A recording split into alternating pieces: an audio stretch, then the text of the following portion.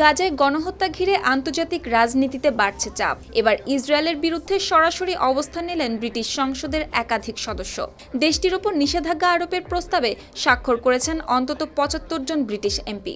ফিলিস্তিন ও লেবাননে সামরিক অভিযানের প্রেক্ষাপটে নেওয়া হয় এই উদ্যোগ। ব্রিটিশ এমপি রিচার্ড বার্গন গাজায় ইসরায়েলের গণহত্যামূলক কর্মকাণ্ডের জন্য ব্রিটিশ পার্লামেন্টে দেশটির উপর নিষেধাজ্ঞা আরোপের প্রস্তাব উত্থাপন করেন। এর আগেও একই ধরনের প্রস্তাব এনেছিলেন তিনি।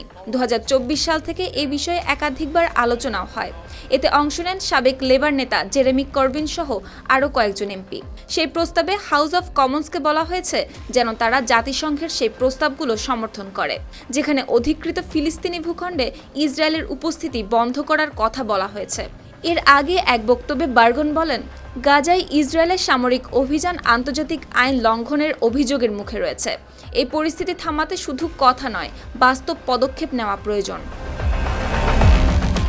৭ অক্টোবর ২০২৩ থেকে গাজায় ইসরায়েলের সামরিক অভিযান শুরুর পর থেকে সেখানে ৭২,০০০-এর বেশি ফিলিস্তিনি নিহত এবং অন্তত ১,৭২,০০০ মানুষ আহত হয়েছে বলে দাবি করা হয় বিভিন্ন প্রতিবেদনে, যার বড় একটি অংশ নারী ও শিশু।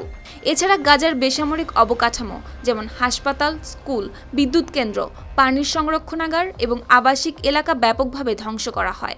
এতে গাজার মানুষ নিজ ভূখণ্ডে হয়ে পড়েছে বাস্তুচ্যুত এবং প্রায় সম্পূর্ণভাবে বিদেশি সাহায্যের উপর হয়ে গেছে নির্ভরশীল। সুপ্তি রায়, RTV।